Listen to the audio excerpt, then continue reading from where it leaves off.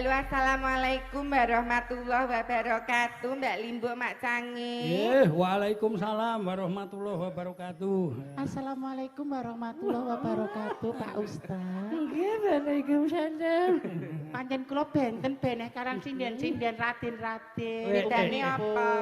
Ya nek aku tetep sinasor paribasan wong ngarani selama ini underestimate karo aku memandang sebelah mata, tapi ada ketimuran unggah-ungguh tak kedepankan kok no. Contone. Ya ki suara perempuan itu sunahnya lebih halus daripada suarane wong lanang. Ini melembutkan. Lah nek kowe lanang ki Ceritane wedok. Anu, Putri, Pak Ustaz. Ngapunten sowan kula ragi randhat. Ora kok ngedoli menika mboten. Nek melu Pak Bagong Darmono risik kok nderek Pak Ustaz rodok tenan ora ngedoli menika saestunipun mboten. Jarakan jane aku jam 8 semangat kok omah, bapakne cah-cah ki njawil mbokne. Wah, aku wis tanggap sasmita. Ki nek ra tak ladeni sik mesti engko mrosal. Neng nek tak ladani sik mesti lek kusuan derek Pak Ustaz telat ya tak selake 15 menit. Lek gaweke kopi ku 15 menit. Tambir atimu ra padha. Nek lho punika sowan wonten dalemipun Mas Kantong kali Mbak Santi. Walah Mbak Santi, mbaya japri dhewe nek ngono ya aku nyepake amplop nggo nyumbang ra kita 30. Wong Jawa lha ya ora ngerti to. Gawe Mbak Santi. Pak Ustaz pek anggaran kula mboten sah nyen paringke kula mawon, Pak. Lah piye? Ya titipke sopir kula. Lah padha wae. Iki acara anu Lek, syukuran, supitan, tetakan kaya jaman kowe dhisik. Oh, mimin ya tetak. Mboten. Dongakno putumu. Lho, dhisik selapanan kan ya Selapanan sing nyanyi aku. Lah. Saiki kok ya suwan rene ge aku meneh. Berarti tuwik banget ya pri aku ya. mula aja mentel. Dongakno putumu Lek. Heeh, tole kekarone kabeh, Dik. Sapa mas? Jovin karo Javi karo Jovin. Javi. Javin karo Jovin. Javi karo Jovin. Javi karo Jovin. Nah, muga-muga dadi putra kang utama le, bangun miturut karo wong tuwa, dadi iso dadi kebanggaane wong tuwa. Merga swargane wong tuwa yen anak do bangun miturut, sugih njara langit, pinter njara langit, kondang njara langit, nek paribasan gawe cecegring atine wong tuwa paribasan kuwi ra munjung ingkung ning maksud nyecegring atine wong tuwa. Lho, wah jan. Matur sembah nuwun. Menika Mas Kantong kali Mbak Santi ugi didongake mugi-mugi tansah pinaringan kesehatan, rezeki ingkang berkah barokah. Amin. Lho. Mbak Mimin. Nggih. Nek bocah kan jenenge Jovin karo Javi. Nggih. Lah nek jenengmu sapa? Aduh, kula nggih perkenalan. Heeh. Oh, nggih. Heeh. Ya ketunggon seniman-seniman sedaya komplit menika nggih. Ndek tepang dadi wanu piyai kathah mestani kula Mimin Saputri Ratu Angga Inggi Pringganing Tias Ari Gustanti Agni Pratista Arkadewi Kuswardono. Apa kuwi? Artinya apa, Lek? Ya, Mimin Saputri Ratu Angga Inggi. Apa? Angga Inggi demit sing manggon nggon banyu. Kuwi angga iki. Pringganing Tias. Heeh. Mamahku le ngairku ning sor dapuran pring. Jadi aku energik, atraktif. Nek wong kena glugut kan aku sik-sigan ngene to. Enggak teli. Ngono iki dadi atraktif. Terus Pringganitas Ari Gustanti Agni Pratista Arkadewi Kuswardono. apa kuwi? Wardoni ana. Oh, lah. Iki ya nggo klethikan bangsane Mas Kojel, bangsane ngono kuwi. Ketake ora nek Mas Kojel. Tengging. Oh nek tengging kae mana hadap. Nek kae ra walak-walak kanca barang karepe didahar nek kae. Jujune imanku kuat. Heeh. Ra krungu to. Oh, masak budek kok kono. Mereka sinambi kaos panglipur nggih Pak Ustaz. Nah, engko ya rawuh Ya ngutang bocah utawa putra Nusantara sik. Oh, nggih, siap. Ya, ya. Kandeng gamelane pirang-pirang, sik nek gamelan sendok barang. Ya terke. Gek lenggah Mbak Ari Jaipong barang.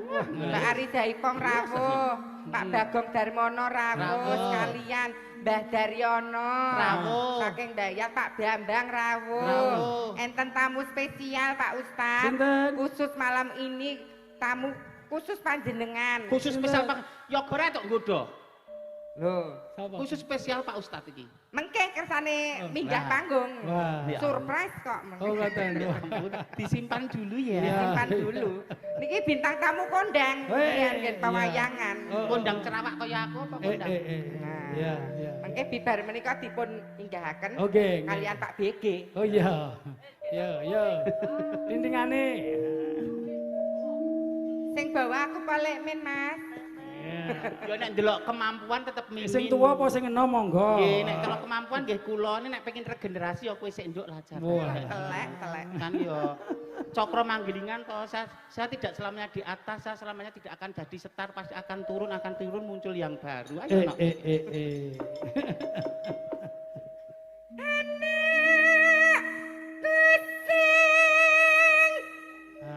Lenang ta iki, Lek?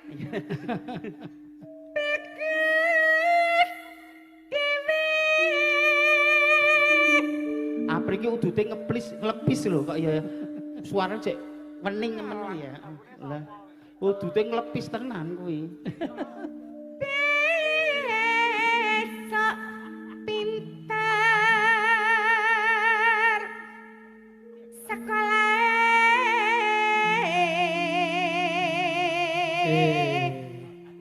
Ayo ganti. Ganti, Pak Mimin. Padha le buruh perintah mbok rono. Lho kok nek ora tak kae bagian kok ya nesu men. Kok Iya. pasake. Kersane menika dinikmati Pak Bagong Darmono. Sapa ngerti aku sik dadi gawan kotak lho. Selama iki nek beliau jawe lagu agar nek butuh tok. Lah siapa tahu kok ternyata talentanya Mimin selama ini tersimpan. Belum tereksplor seluruhnya. Monggo dipun midhangetaken Pak. Aku kok mau kowe rong teko kene Mas Mbak. Lah Mbak Mimin kok dereng dugi ngono kuwi ta. Terus perjalanan Pak, kula selak kangen. Oh iya. Pak iki dikok ngono kuwi. Nek aku ora diblakake iki. Piye aku nek seni kok mesti nganggo sanepan ya, Pri. Lah sanero jilbaban kaya Bu BG kok kele. Oh alah. Yen wis Rasa diajari. ora telek. Kowe rung mlethek lho aku nderek Pak Ustad. Aku tak dhisik ya ora mlethek kok. Maksudnya kowe rung muncul ya aku nderek Pak Ustad kok ngajari. Ya. Yen wis bisa. Iki suarane ulem, ora mudeng musikalitas ya. Ulam layu.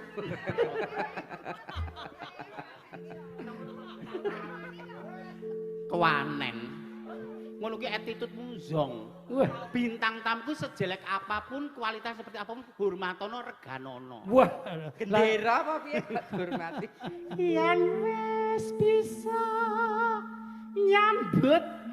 Jadi penekanan ono jenenge pressing. Nyambut. Suara kok pesing barang. Pressing ini penekanan. Mana yang diperlembut, mana yang diperjelas, mana sing baru diperhalus. Ora kabeh power. Nek power mbok lomba mbok dadi kondektur ae, ada lembut. Yen wis lho bisa nyambut. Lah iki but ki anu pressing. Iki Penekanan. kowe kok bapak cerdas ra umum. Cerdas nutup wirang. Kok mbut iki lho, nyambut mbok ngono. Nyambut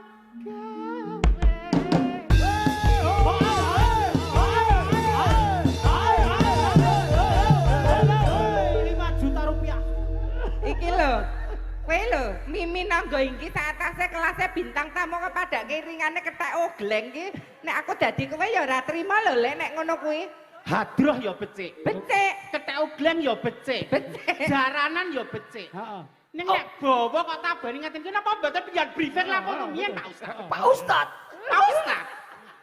Lah Babakan was sutradaripun panjenengan.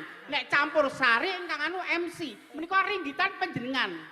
Terus paring pidana mboten kalian yoga-yoga panjenengan. Kosek to, Pak Ustad kok disengeni Ora nyengeni ngemutaken Pak Ustad yo nganggonan lali barang to mestine. Ora unggul. Bawa kok diisi jane kethek ogleng. Liyane aku ya ora trima. Lah nek trimo terus arep piye? Nggih mboten ya mosok ya gelut Pak ten iki kula dirombong wong semen ya dadal duel no aku. Mbot. Kok gorbot ta lho kan mau. Ya aku nyambut gawe kok. Nyambut gawe.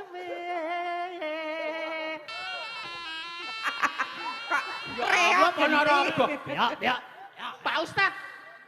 Pun ngeten mawon kula ora dadi bintang tamu jan ora apa-apa tak dadi santri ten Al-Falah mawon nek ten iki Mbak Santi karo Mas Karno iki. Lah nek kowe dadi santri arep kudungan apa sarungan? Ya nek santri ki mesti sarungan. Santriwan. Santriwati lagi kudungan. Kaya aku. Ya ora aku. Aku ya begenten kok. Yen wis bisa. Kudu mlaku sabar.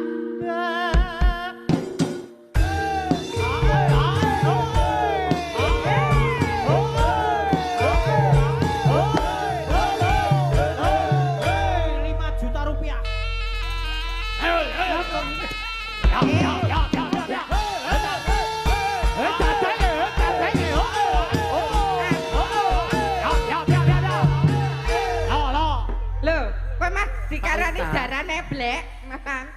Nek pisan kula jek iso memaklumi. Iya. Mbok menawa wujud kangene kanca-kanca kapange kanca-kanca kelan kula. Iya. Ini nek berkali-kali ketoke penghinaan banget kangge kula. Iki wujud tresnane. Aku yo nganggo sekolah, Mas. Gusti. Aku yo nganggo berproses. Aku nganggo kristalisasi keringat. Aja murene. Ora ujug-ujug dadi bidang kok disepelek. Kene aku. Aja murene melet sik, melet.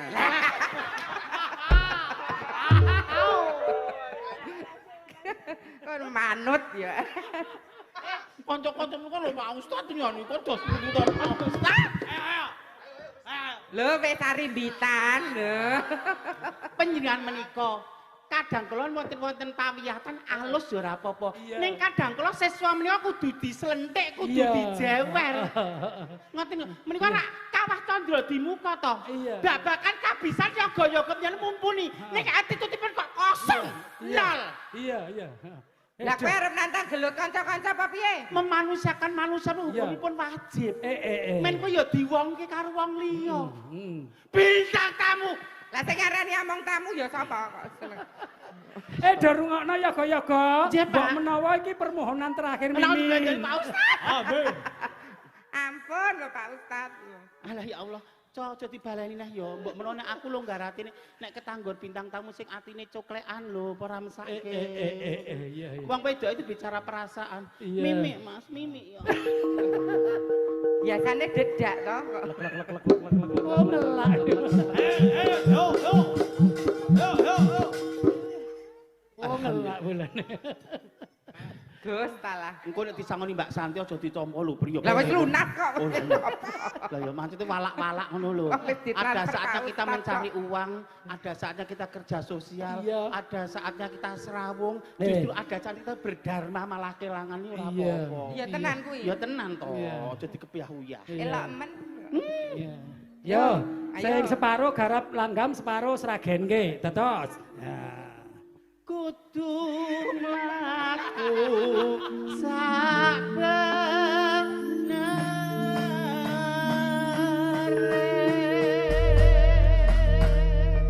Wis bener to. Dadak marah-marah. Ya.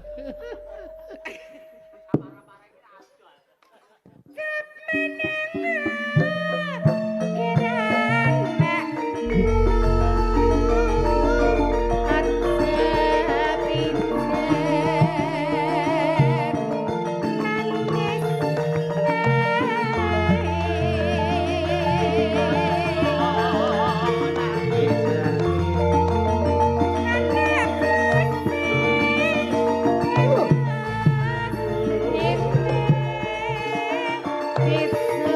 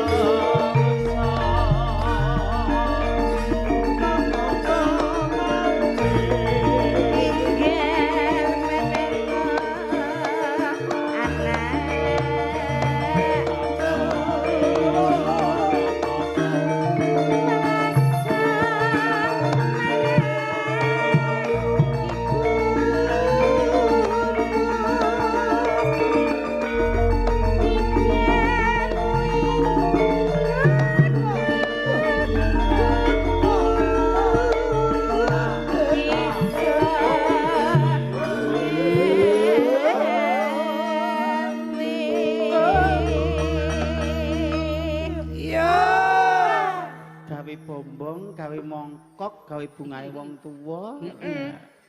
Ayo busuk. Busukmu kuwi. Busuk Imin, jenengmu rak Sukimin. Busuk, masak. Bu Kiki apa Bu Mimi ngono.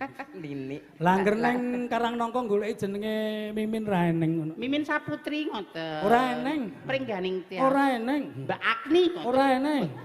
Jenengan madosine sesuai KTP no, Pak. Pripun? Sukimin ngoten no. Sukimin jen lantik wedhus. Jeneng kok le menjilo ngono ya. Niki regan wedhus nembe mandhapi Pak. Oke. Kok Pak Ustaz kok mbok curhati wedhus iki. masuk babon sak cempene lho digur dinyang sak yuta. Aku ya judeg ning ya ora apa-apa jenenge wong nyambut gawe ya maksud ya pengine ya untung terus ning kadang-kadang rak ya jenenge kuwi apa diarani cobaan ya iso, diarani pelajaran. Kowe nglokro apa ora? Ngono. Kowe mampu bertahan enggak? Kamu bisa survive enggak? Manakala kamu bisa survive, kamu bisa bangkit lagi malah orang nglokro kowe mah kamu berarti menjadi petarung yang sejati, pejuang yang sejati. Wedhusmu kok apik men Lek. Ya apik. Wedok kabeh kok meteng ae iki. Tak pateni lho, Bro. Ya. Mareming alah mareming hatiku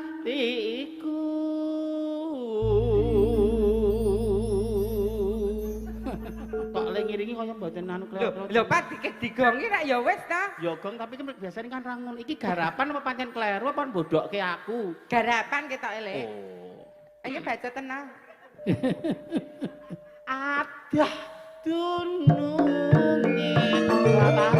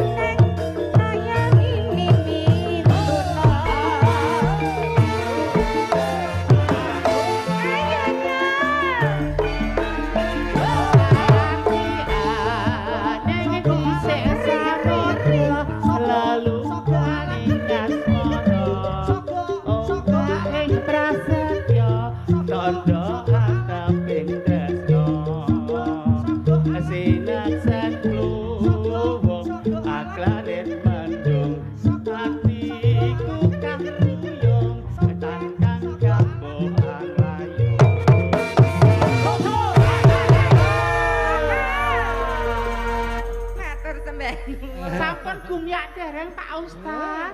Napa tesih kirang gayeng? Kurang. Napa kirang semengkok? Napa terus pundi? Kirang wedok. Apa pipi ya jenenge golek pepak-pepak donya, Pri. Ibarate sambel aku petene ngono lho. Ibarate wong dahar seneng aku glegekene ngono lho. Iya, iya. Menika wekdalipun mirunggan ta Pak Ustaz? Mirunggan ya Pak diaturi. BG diaturi minggat. Iya, sampai diaturi enggak sapa ae. Mboten ngira-ngira hormat kula. Panjenenganipun ingkang kinurmatan Ki Bagong Darmono sarjana hukum. Bapakku ya wong tuaku ya guruku ya aku. Telek dicandhaki dhewe kok piyai kakung nek wong wedok nonyol-nonyolke ndak ya ora prayoga men ngakoni dhewe kok piyai kakung. monggo Mas Ayo Andi. disepati.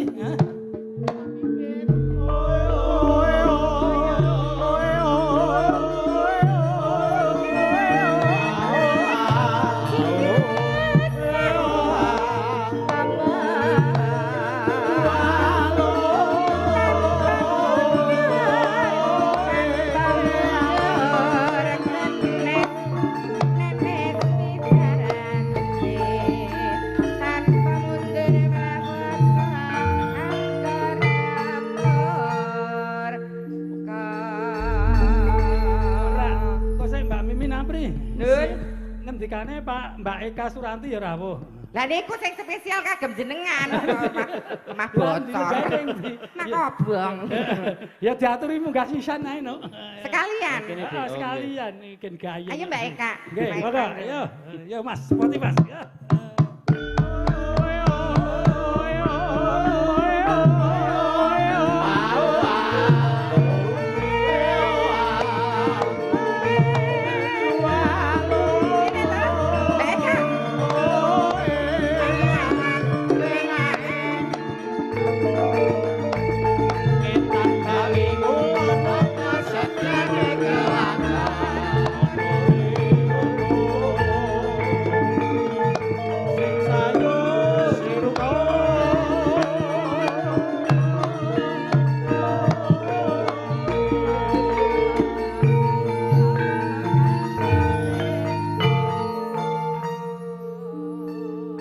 Aku rung salim to Pak Beki nek.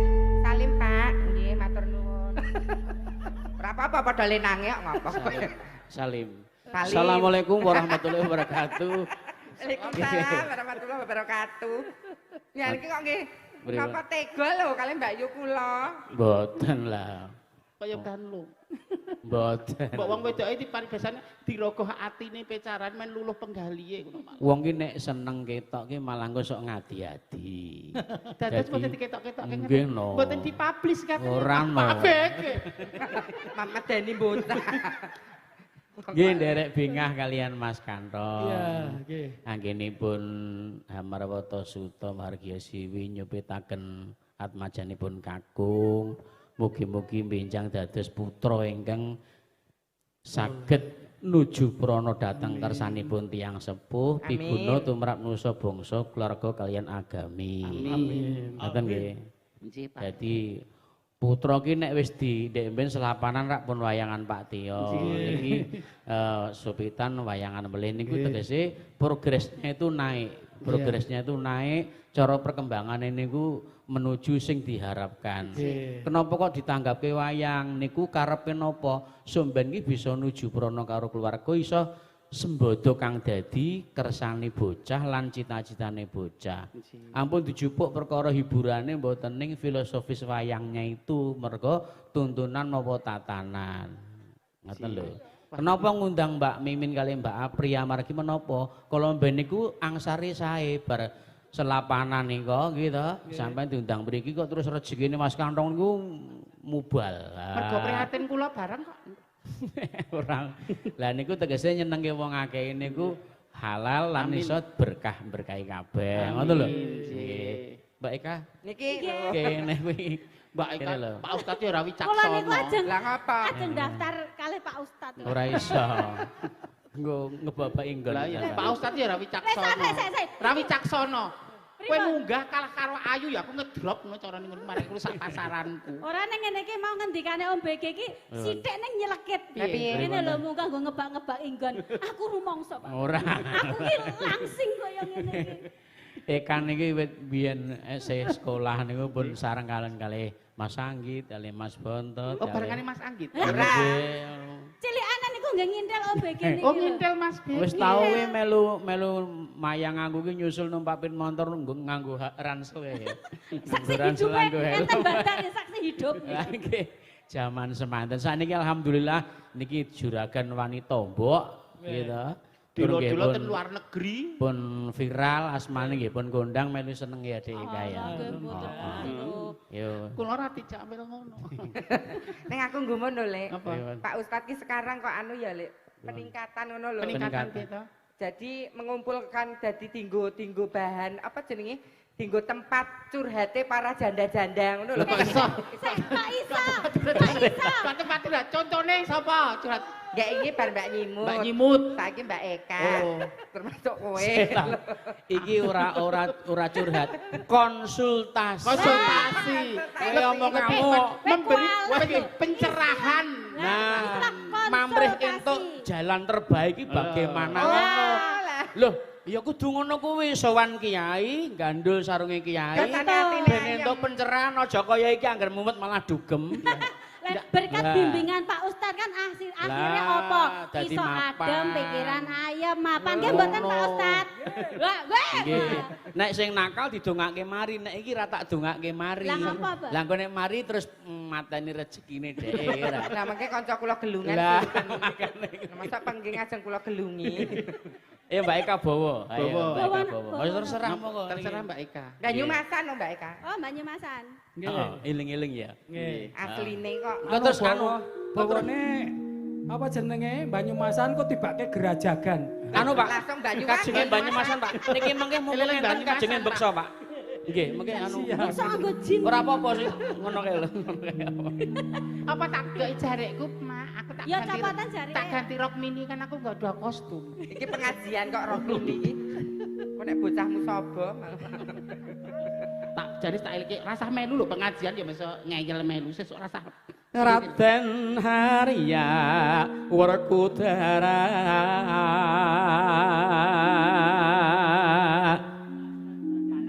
nyata lamun satria Jodipati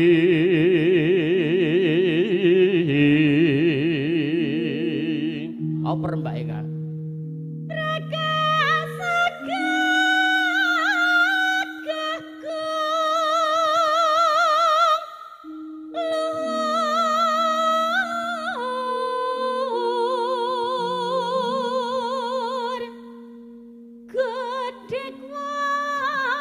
Godek kok gudek tok. Godek kok gudek tok ya aku tersinggung. Ora. Godek apa kupingmu ora krungu padha pengging. Kula gudek tok ngoten. Iki ora lho iki ora gudek. Lah, kowe iki tato. Kowe ora medeng. Biasane kita nek lumrah tato ki rak gambare naga, gambar kupu. Lah gambar apa? Iki gambar gendul kecap kok. Oh, nek yang lain terus ngombo. Yang lain kan berlomba-lomba pecarane putih, pecarane mulus. Aku enggak. Kembali ke alam ya ben kearifan lokal we kan lurik batik ki lha aku tanganku batik ya ora apa-apa kok kearifan lokal. Ngopo dadak merubah asline ngene mau ngarep pamer gelang dhewe iki. Oh lah. Mung 95 gek sakniki Mas Mundak. 95 apa? Gram. Jembule go arep pamer. Sampul lho. Kanggone wong sing ora seneng iki ndarani pamer takabur. Wis kok iki sik rada ijo sing kene. Pancen Mas Tua semua nyleret ijo ngoten nek Mas Tua niku. Niku Mas Tua toko Mase teng Shopee niku lho, Pak. Lah kok lengene nyinyih. Iritasi ya. Waduh. Iya. Iya. Payah kok piye. Sebutlah pasanganmu itu dengan bacaan santun. Iya. Iya. Ya iki mergo jenenge Yamin nanti ya. Karo bojone kok piye ndes. Nek ditiru anake terus piye? Nggih, apik. Diarani padha-padha halus karo anak manut apa meneh kasar. Nggih, Mom. Lingkungan terkecil itu keluarga. Injih, Mom. Pendidikan itu keluarga dulu. Siap, Mom. Momrot. Guru kan tidak 24 jam. Madrasah pertemanan kok ibu. Nek ibu alus insyaallah putrane ya alus. Ibune bekti insyaallah putrane ya bekti. Ibu solehah insyaallah putrane ya bangun. Bu bro timbali Pak Ustaz. Terus pun Pak Ustaz leres mboten Pak Ustaz. Leres ta menika? Nggih. Buncur. Iya sae, ngono ya sae. Saeton. Monggo. Ya Mbak, terus ya Mbak. Gedek simbar dada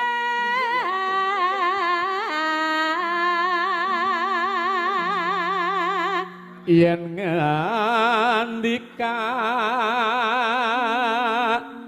gereng Seom jajal gereng-gerenge Werkudara Yen ngendika gereng-gereng Rasa diajari. Sing dia Nusantara kok diajari. berarti manggone ning IKN kan. bekantan kali. Yen ngendika Ya beda no. Sinden nak suara lenang gua abrakan apa? ini karakter paringan Gusti Allah. Yen ngendika gereng. Leres mboten, Pak? Pun karepmu. omonge Werkudara nek gereng piye Bener ngeten, Pak? Kuwi sepur. Karakter kok menika. Pak Ustad, nika kula ajeng matur curhat. Kan aku kok tanganku ra pekti kaya Mbak Eka kaya diapri. Nek adus nganggo grenjeng ngono.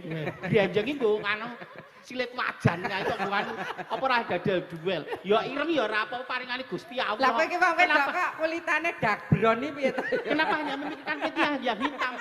Kenapa hanya memikirkan kulit yang hitam? Kenapa hanya memikirkan paribasan kulitmu sing mulus? Kenapa kamu tidak memikirkan mripatmu sing genep, tanganmu sing genep, sikilmu sing genep, jantungmu sing sehat? Kok memikirkan kulit sing ireng? Kok memikirkan satu hal yang tidak penting iki lho? Ya maklum Mas, kok ya nek bendina ngarit tok kowe iki. lah kowe iki Banyak kelebihannya kok sing dilihat kekurangannya. Irengi sepur. Oh, lah dalah. Matur nuwun lho, Pak. ngene iki lho atus direwangi nganggo kanebo lho Pak, sertifikat andukan iki sertifikat kula pun 3 lho, Pak. Sertifikat kula sakniki. Angger dilempak BG kok terus arep wudu ae. Iki piye iki? wudu piye ta Pindah. Kurang ajar. Apri iki wayang dakwah kok beri ngawur. Lah wudu niku ra nggih. Sak derenge salat, arep salat kena wudu. Oh iya, nggih bener. Pindah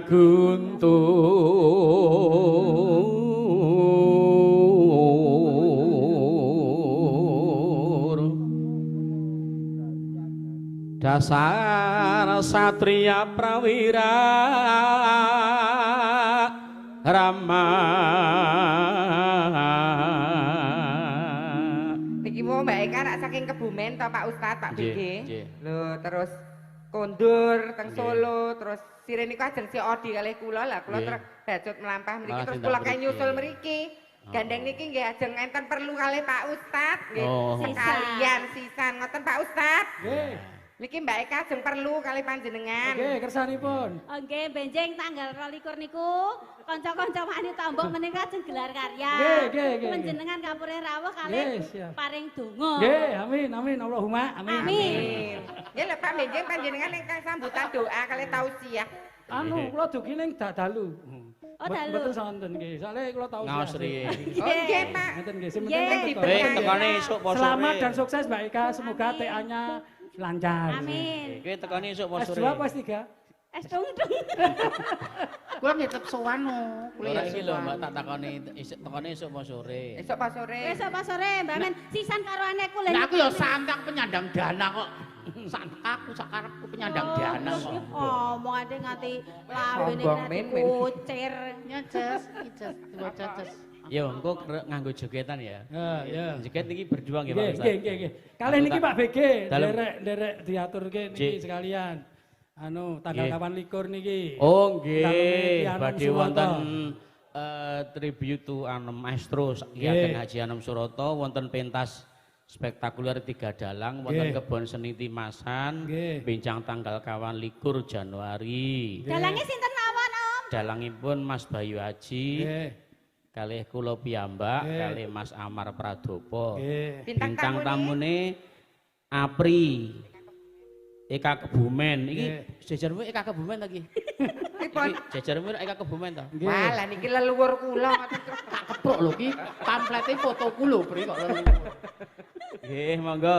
Nggih. Menika kagem umum, Nggih. barang badhe tindak monggo Wonten dipersilakan. kebon seni Timasan. Nggih, mengeti 100 hari sedanipun Kang Mas Haji Ki Anom Anom Suroto. Mugi-mugi almarhum Ki Anom Suroto khusnul khotimah. Amin ya Allah. Pak amin, BG, amin. kula Amin. mengke tanggal kawan likur sewani Radiranda. Nggih, Pak Ustaz. Mergi kula ringgitan rumiyin ten Kilen Nggih. Kopassus. Nggih. Berkah barokah Pak. Kula nggih anu ngijini kalih anak Mas kula Boim. Boim. Kusuma Bangsa menika Nggih. sepados Nggih, mangke tulung. ngiringi Pak Ustad. Nggih. Nggih. Nggih, Tanggal lajeng. kapan likur kula ndereknya Pak Ustaz. Siap. Tenan. Tenan. Oh, andeng Tenan. Apa duit kowe? Ora apa-apa ya, ora apa-apa. Kan mangkat-mangkat dhewe kowe. Maksudnya nyundungane Pak Ustaz terus nderek ning Timasan. Ora iso mau iki ketok arep genangan kok ora ditemoni ning Pak Anom. Iya. Jak wayangan. Monggo. Monggo. Nah. Eling kula eling. Tak linggih kene jejer karo Mbak Mimin. Alah, wis. Gunungane senapati. Ayo lagi.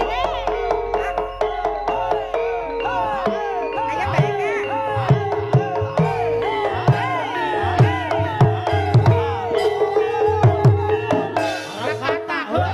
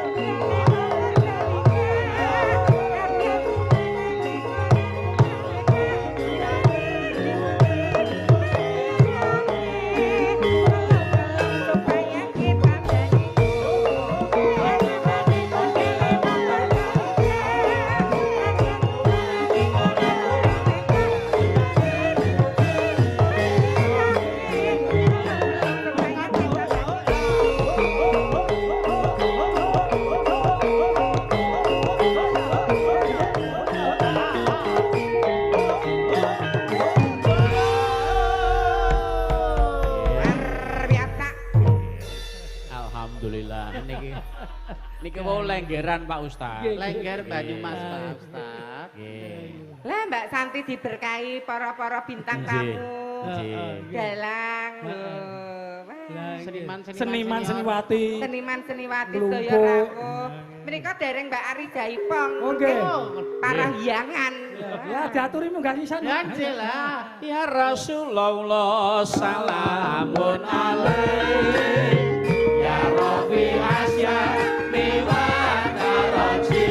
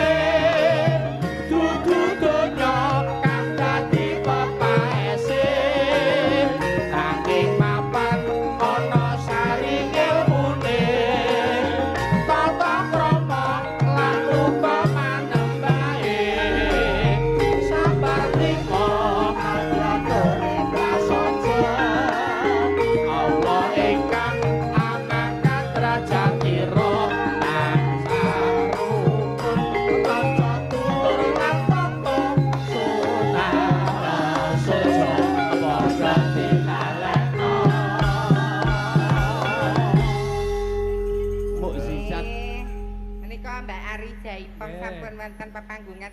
Ananging saderengipun menika maos nawala rumiyin Pak Ustaz. Nggih. Saking kula yu apa ki Lek? Yu senuk jagang. Walah. Wah, kuwi penggemarku kok kuwi. Nggih, Mas kula nyuwun lagu tunggal mari kangen kalih kuburan jemblong. Apa? Kijing miring. Kijing miring paring babinga. Nyale hitungan akeh banget. Piro? 26.000. Alhamdulillah. Alhamdulillah. Iki nek wong pinter ngecakke ya iki kena dienggo tuku endhog wis entuk setengah kilo, nggo tuku jangan, nggo tuku tempe wis cukup nek. Iya. Nek yang pandai bersyukur. Iya. Menika Mbak Ari dipun aturi menapa parahyangan. Nggih, Jaipongan. Jaipongan. Mboten napa-napa, Mbak Ari. Iki lho, mirunggan mawon santen. Yang sasane lho ngagem iki lho nganggone sandangan wis ora pas nek dienggo jaipongan ku lak ya biyak kabeh. Engko nek biyak terus piye? Alah yo, nek jaipongan lak nggih ngangge rok ngoten niku. Lah iya. Pun sesuai. Terus mesti pasrin niku lak yo ora. Mertika kemawon Mbak Ari. Pamundhutipun ingkang kagungan kersa ngaten. Nggih. Mangga bajing loncat apa baji dor kahot. Derek, dibawani sik. Alah. Monggo. Mbak Ari bawa jaipongan. Apa cek iso to ya aku Sing maestrone jaipong kok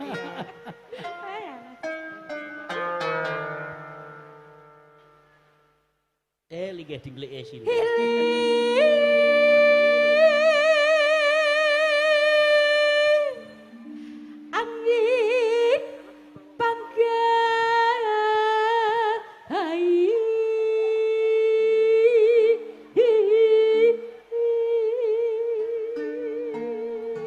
Kon kowe lungguh sapa lek iki bayaran lho. Iki bayaran malah lunggah.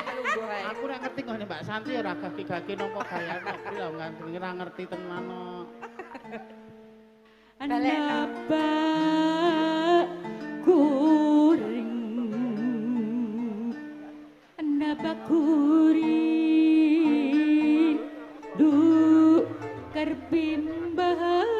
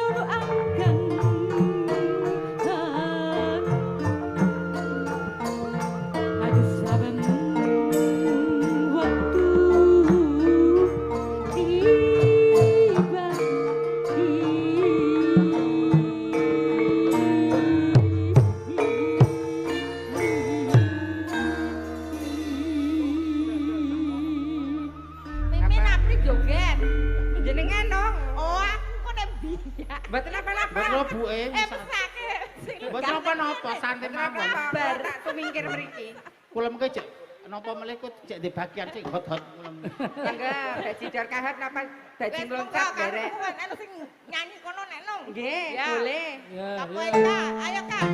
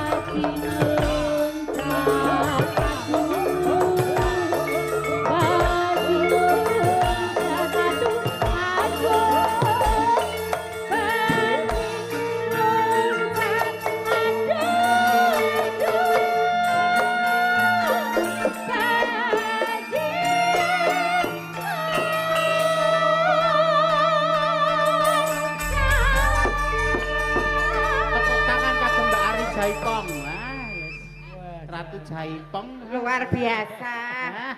Mbak Ari menika saking tresna kula kalian Mbak Ari menika sekedhik kagem tumbas. Dompetku. Walah. Uduhake. Nek pengen berbagi kanggo hakku dhewe. Tenanan apa ora mimpikan si April ki aku. Iki mah lho, nek ngerti jogete Mbak Ari Jaipong sing hebat, terus jogete Mbak Eka Kebumen sing paribasan lengger hebat. Seniman cilik-cilik mesti ngene iki ngedrop. ning aku ora ngedrop. Mentalku wis dadi. Aku jogetku ora luwes ning aku dikai pasuryan sing cantik lho. Dadi iki marake rupa sing ayu ki ya marake ora drop. Lah kowe mental betah isin lho kowe. Coba riyen Pak Ustad. Mergane kulino. Coba riyen coba sih. Iki ndek ben iki wis tau meguru karo Mbak Ari. Oh, jaipongan. Heeh, ning rada salah kedaden coba. Coba. Coba sih. Iya Mas. Nyoba. Ayo. Ora kowe sik Kare ora ngedrop. murid ki loro. Nek aku pinter dhewe jenenge aku tak monopoli. Aku iso mangan, Apri kudu iso mangan. Aku sukses, Apri kudu sukses. Apri dadi star min star. Aja mung aku dhewe ayo. Iya. Wis kanu kancane. Coba. Mas, apa ya? Coba. Mimin apa? Iya.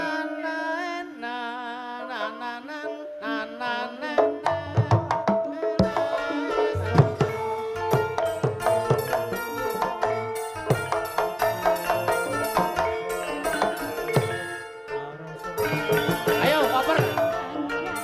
Nah, iki gede, ayo. Ayo, Mas. Awas.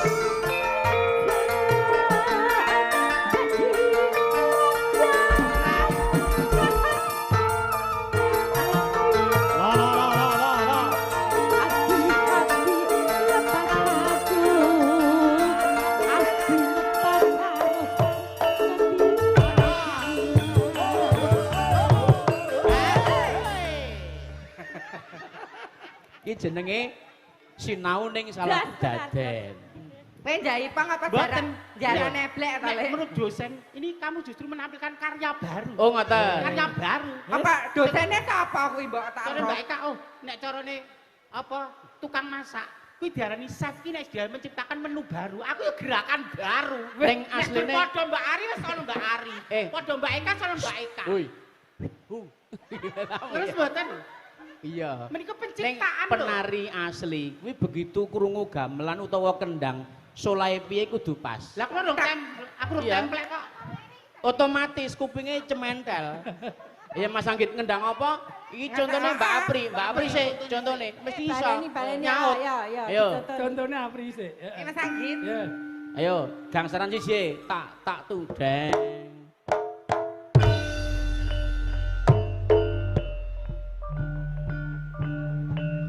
Iki gadian mesti iso.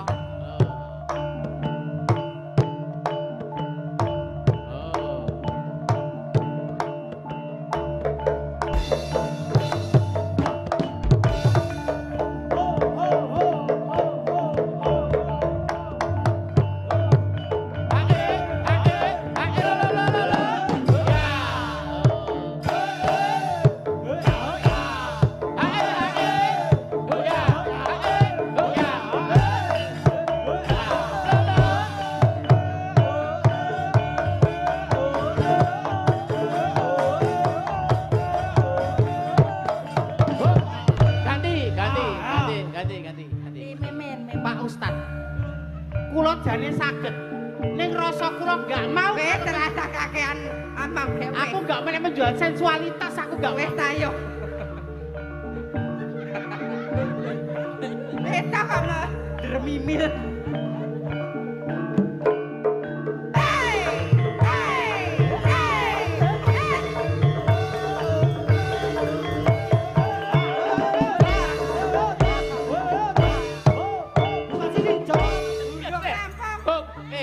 Mau joget apa? Kamu kanggo ngunjuk. Joget apa? Body language.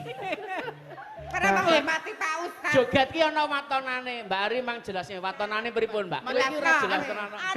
Ana pakeme. Ana pakeme. Apri ku mangajari dasar-dasar riyen. Apri. Ya mboten dapur nyandak. kok aku. Niki dasar basic yang basic dulu aja. Nek Apri ki mau nek pomo biji ngono ya wis entuk 8,5. 8,5. Lumayan. Rungokno. Nek Dedek Mimin. Nek kowe iki Kepunjulen. Dosen reso biji. Kepunjulen reso biji. Mbak mang sinau sithik, Mbak. Amang nek kira geraan tanjak seni pripun. Ngeten iki napa jenenge? Nah, ora. Oh, benten to. Lho kok Kuwi ngupor apa? Oh, alah jebule mau ngeten to. Oh. Ngene to tarik nih. Sret. Nah, tarik nih. Hap. Lho. Nah, ngono ora maju saka Min. kene. Kok kaya kenal anu ya? Tariane. Min. Lah kita Nganggo gerakan sing bener, Min. Lah. Wong joget iki nganggo gerakan gejog bebet wilet seblak. Jog bebet wilet seblak. Ngono Gore cempluk kae. ayo. Nah Cawuk, debek ini cawuk. debek. Iki Nyawuk debek. banyu. Debek, Debek, gejog. Nah, iki jenenge gejog.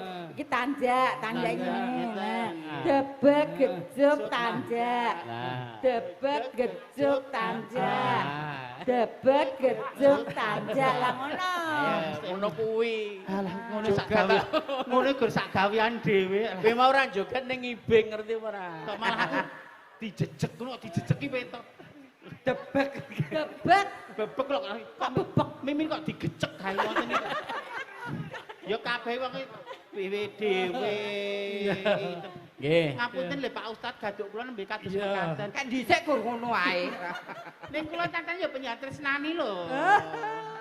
Ngapunten Mbak Ari Jaipong kula sing sok keminter. Ngapunten ya Mbak Eka kula sing sok kecantiken.